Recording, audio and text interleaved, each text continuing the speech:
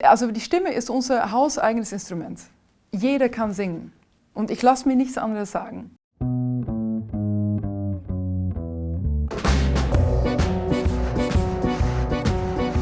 Dass wir alle mündige Bürgerinnen und Bürger sind, die total kreativ sind, die total Bock haben auf diesen Kiez und einfach von hier sind und das mitgestalten wollen. Und es geht um Protest, es geht um Widerstand, es geht um große Gefühle, man kann auch pathetisch sein. Das passt alles und das ist alles in der Oper drin.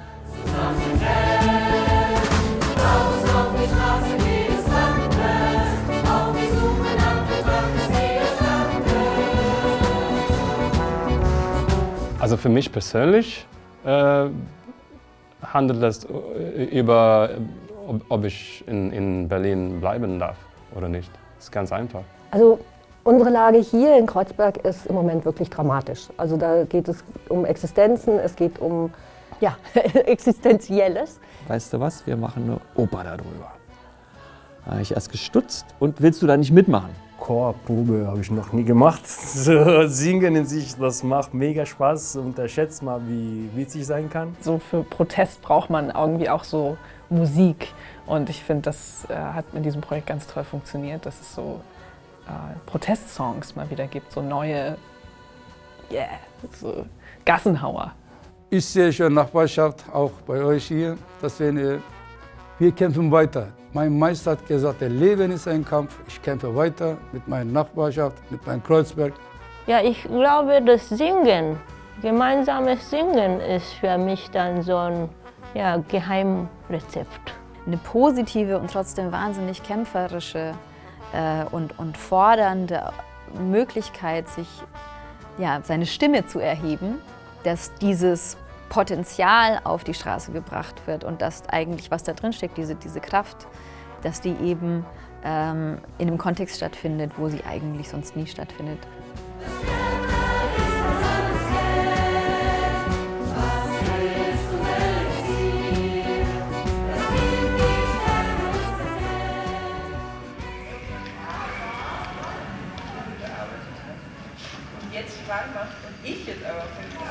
Die machen mit so richtig Stage-Dramaturgie und so. Lause Live ist ein Format, was die Lause erfunden hat, um eben Aufmerksamkeit für die Lause zu erregen. Da hat sich das einfach so ergeben. Wir mussten etwas auf die Schnelle zusammenwürfen als erste Veranstaltung und da ich eben Künstlerin bin, habe ich gesagt, okay, ich singe und ich mache das mit meinen tollen Kollegen und so ist halt diese Operngala entstanden und das ist so gut angekommen. Von der Politik über die Leute aus dem alten Stift hier um die Ecke bis zu ganz vielen Kids, die einfach bei der Regenbogenfabrik hinten rumhängen und noch nie Oper gesehen haben. Und das war ein wahnsinnig schöner Event, der ganz bestimmt ganz viele Leute angesprochen hat, die mit Oper und so-called Hochkultur überhaupt nichts am Hut haben. Und ich würde sagen, das war so das Geburtsmoment der Idee.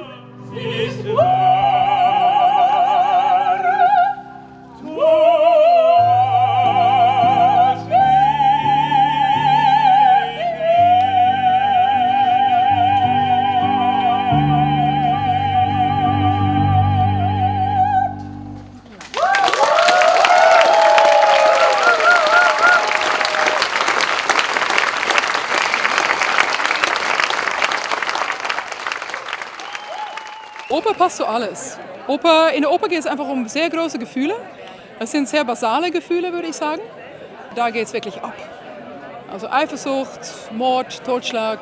Liebe, absoluter Kampf um die Freiheit. Wie ist die Stellung der Menschen untereinander? Wie ist die Stellung der Menschen zueinander? Da gibt es 1000 Beispiele, wo man sehen kann, wie sich Gesellschaft verändert und auch entwickeln muss, damit alle zusammenleben können. Zu jedes Thema gibt es eine Oper. Vielleicht sollte man auch zum Thema Gentrifizierung in Berlin eine Oper schreiben.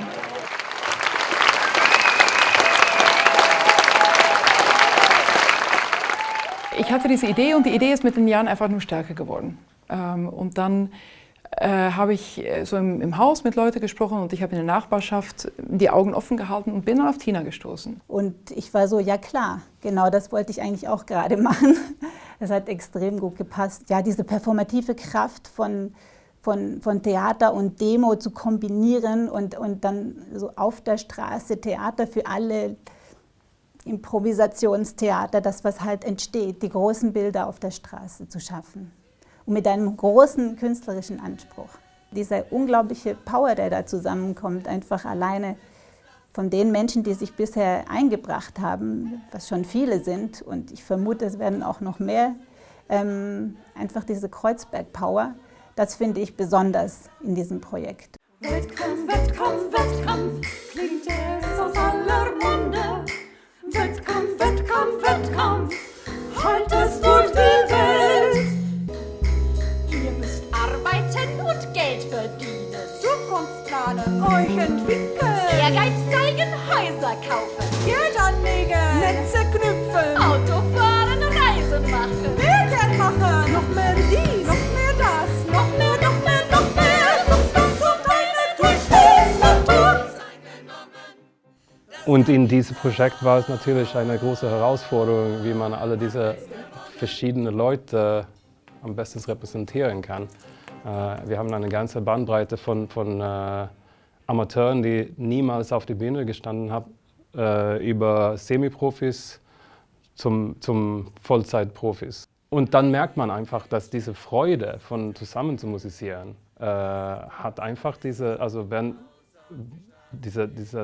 Frustration und Stress natürlich in diese zwei Projekte hat sich einfach, diese Spannung war einfach gelöscht, wenn man einfach zusammen musiziert. Das ist ein Straßenprojekt.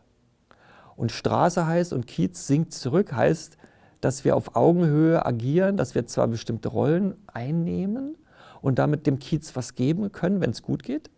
Also die ganze Oper, das ganze Projekt, aber dann auch die einzelnen Teilnehmerinnen. Das ist ja was Wichtiges. Und dann zum Schluss auch ich. Also wir geben alles, was wir können, wollen es uns und dem Kiez geben. Und der Kiez singt zurück. Und dieses Sing zurück hat vielleicht wirklich zu tun mit dem, okay, jetzt reicht. Ich meine, wir haben die ganze Zeit einfach auf die Fresse bekommen, jetzt irgendwie reicht. Irgendwie so müssen wir das jetzt blockieren irgendwie. So die Meinung, Sing zurück ist für mich irgendwie so, jetzt bin ich dran mit was sagen. Singen einfach zurück, halt dann bleiben nicht leise und dann nehmen nicht einfach hin, was dann so passieren wird, sondern halt, wir wollen auch unsere Stimme zu den Leuten, die dann zu uns kommen, auch bringen, und dafür ist Singen dann schon, ja, charmanter Weg vielleicht, oder auch, dass wir auch mehr dann selber Spaß daran haben, und gemeinsam sind wir lauter und lustiger vielleicht und stärker auch. Und daher war ein wichtiger Teil der Arbeit auch erstmal so eine allgemeine Opernskepsis bei vielen Menschen, so ein bisschen abzumelden und zu probieren zu erklären, dass es nicht mit teure Eintrittskarten oder teure Opernhäuser oder schicke Kleider oder so zu tun hat, sondern tatsächlich mit Herz. Das, was wir hier erleben oder was wir hier haben, sind große Gefühle. Und Oper drückt ganz große Gefühle aus. Und deshalb passt es einfach sehr gut, über Gentrifizierung eine Oper zu machen, denn das ist ein Drama, und Oper ist total dramatisch. Wenn Sie nicht unsere Briefe nicht lesen wollen, wenn Sie nicht auf unsere Demos kommen und unsere Parolen oder was auch immer hören wollen, wir haben schon so viel probiert, probieren wir es doch auch mal mit einer Oper. Dass wir gesagt haben, mach mit in unsere Oper, und ich habe angefangen, die Interviews zu Liedtexten zu dichten.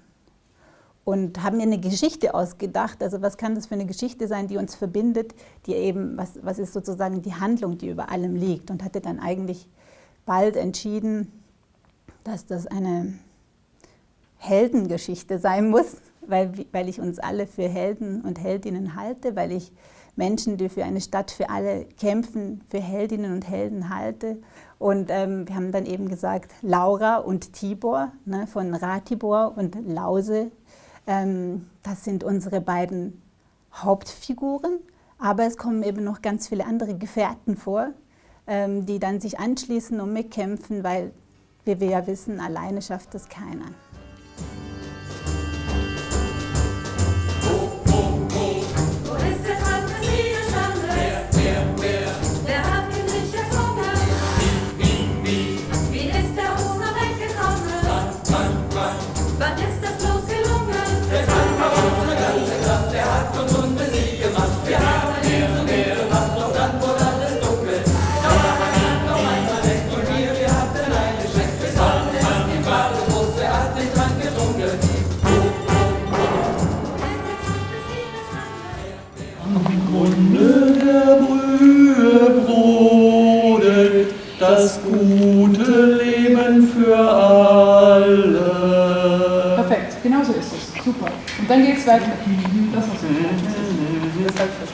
Also toll waren diese Aufzeichnungen der Musik.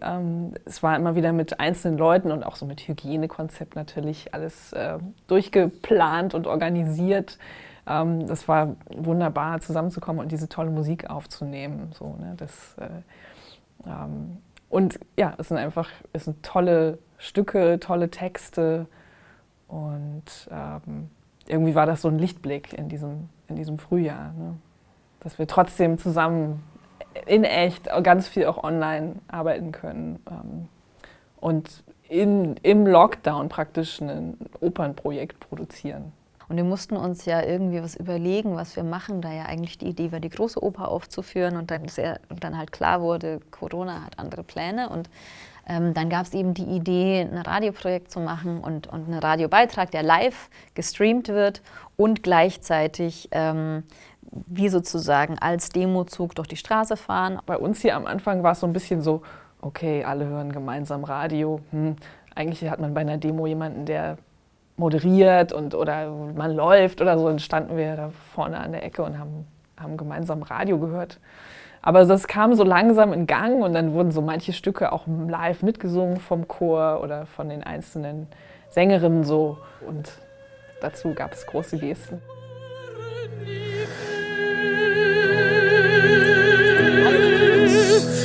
Die uns träumten,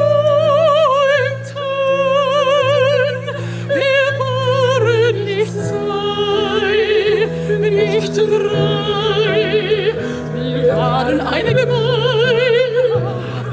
Gemeinschaft.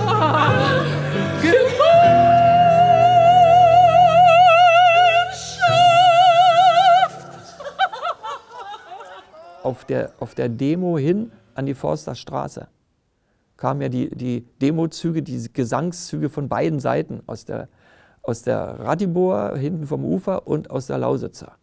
Und das zu erleben, weil wir als Druidinnen in der Mitte der Kreuzung ja die ganze Zeit auf die gewartet haben, mehr oder weniger. Wir hatten zu tun, aber und dann kam es immer näher.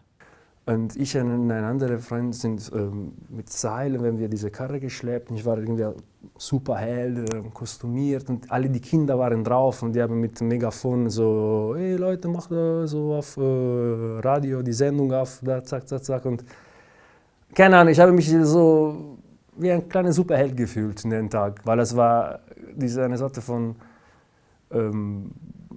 Gefühle, Explosionen von vielen Menschen, die wirklich so auf die Straße da waren. Und dann kamen noch wirklich ganz viele Leute raus. Hat auf jeden Fall funktioniert, weil unser Ziel war, den Kids zu bewegen, alles zuerst und dann irgendwie weiter das Konzept zu entwickeln.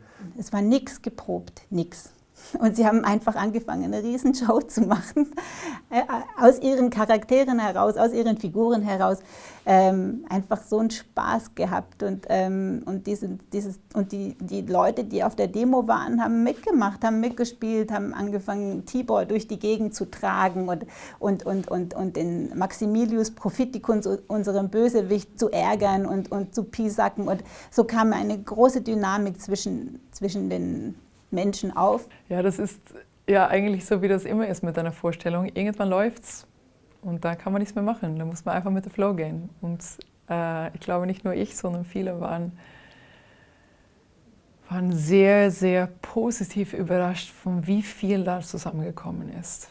Ja, das war einfach, das war richtig, richtig geil. Ich war sehr beeindruckt von auch, dass es alles hat so leise und vorsichtig gestartet und dann über diese 2 Stunden hat man also die ganze Bandbreite von Moods und von Stimmungsintensität bekommen. Das fand ich sehr beeindruckend. Ich habe da viel gute Stimme gesehen, die Stimme mit einem Sänger, aber dahinter ganz mit der Nachbarschaft und alle Vereine. Alle Menschen waren eins, das sind die Stimmen, wir haben zusammen gesungen, zusammen gefühlt und mitgemacht. Es war unglaublich, weil ich habe da erst mal verstanden, wie viele Leute wirklich mitmachen. Ja? Also das war unglaublich. Was ist das Elixier?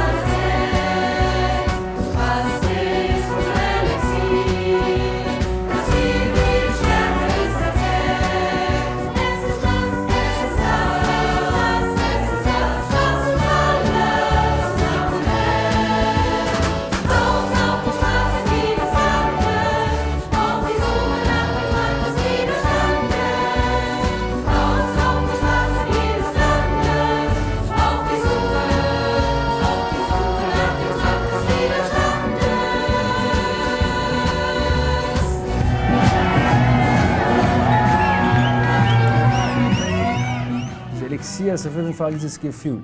Dieses Gefühl von, wir müssen was machen für uns, für unsere Zukunft, für unsere Familie. So, aber wirklich jetzt nicht nur jammern, meckern, das ist scheiße, nee, was wirklich machen. Das ist die Elixier, diese, weiß nicht, ob das sagen kann, aber Pfeffer auf dem Arsch, sagt man auf Italienisch. Das ist die Elixier. So. Da kommt das Kraut des Widerstands. Da kommt ein bisschen eine Prise Geduld. Und da kommen lauter so eine schönen Bilder rein, die sozusagen das Kochen aufnehmen, aber übersetzen in Widerstand. Widerstand braucht Durchhaltevermögen, Geduld. Du musst auch eine Kontroverse aushalten. Du musst auch einen anderen akzeptieren. Und dann braut sich da was zusammen. Genau, das sind auch direkt mehr Menschen zum Chor gekommen. Und dann auch, wir haben mehr Anfragen bekommen für die Kundgebungen, dass wir dann kommen und da singen.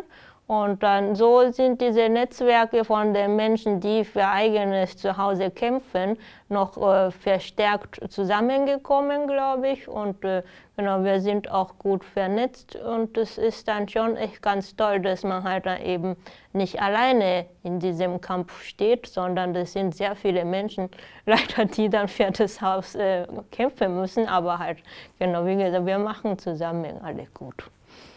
So dieses Bewusstsein, dass man was machen muss und dass es auf jeden Fall nicht so weitergehen kann in der Immobilien- und Wohnungspolitik. Ich glaube, das hat die Leute zusammengebracht und dann dieser glückliche Zufall, dass einfach Singen echt vielen Leuten Spaß macht. Jeder kann singen und Singen tut so unglaublich gut für die Seele, für den Körper auch.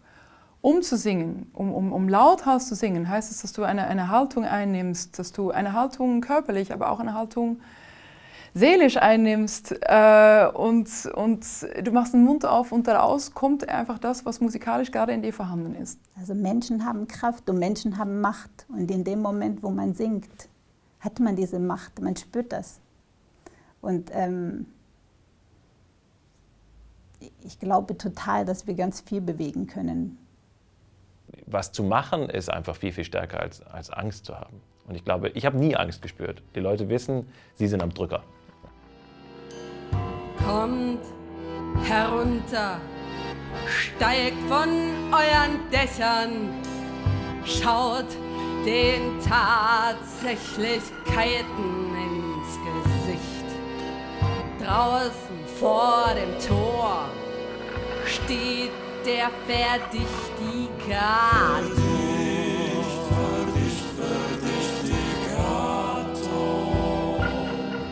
Ja, draußen vor dem Tor, ja, was hat er denn bloß vor? Ja, was könnte es sein, Leute? Was?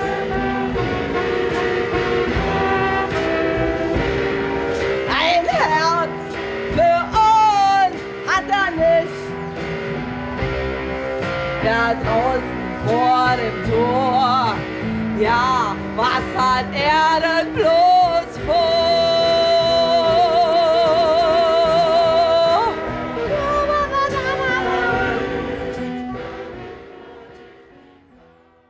Ich will weiter zu kämpfen und der kann nicht mich rausschmeißen. Wenn der schmeißt mich raus, ich mache vor Türtraining.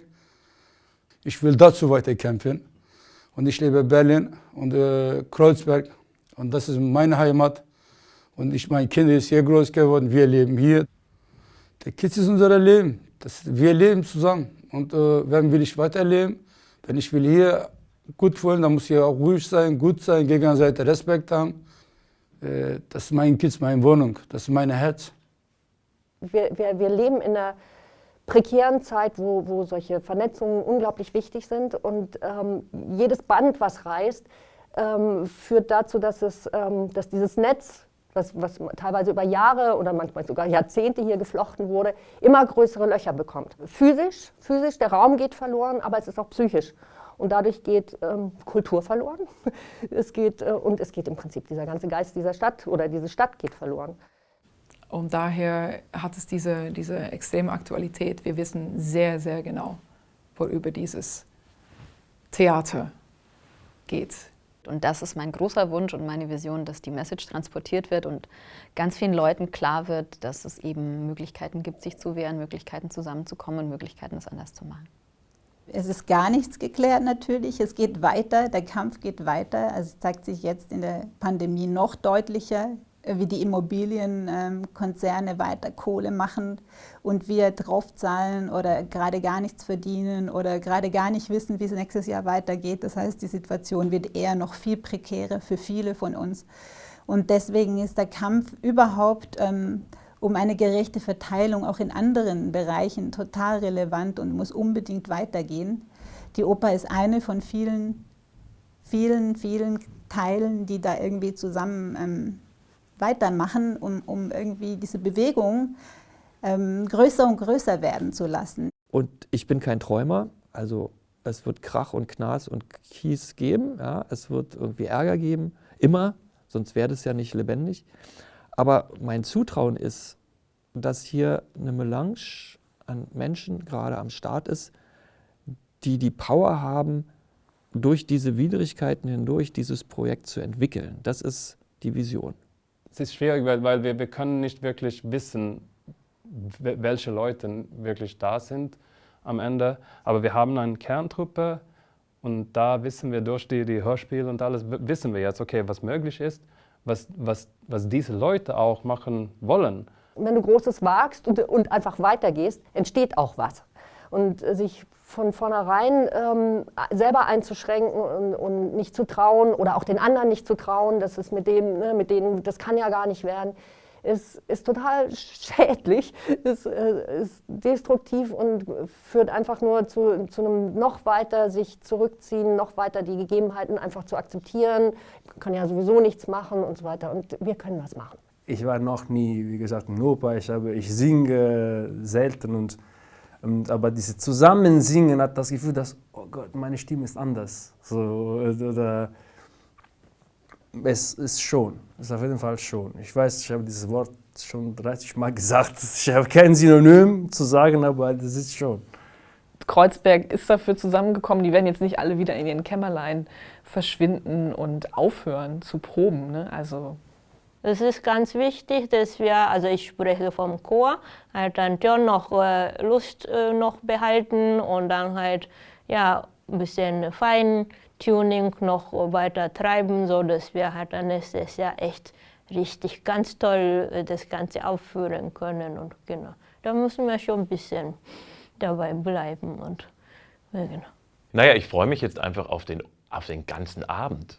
Weil das Stück ist ja, wie gesagt, über Monate jetzt immer weiter gebaut worden. Und ich glaube, jetzt im nächsten Jahr, 2021, wird die Oper fertig.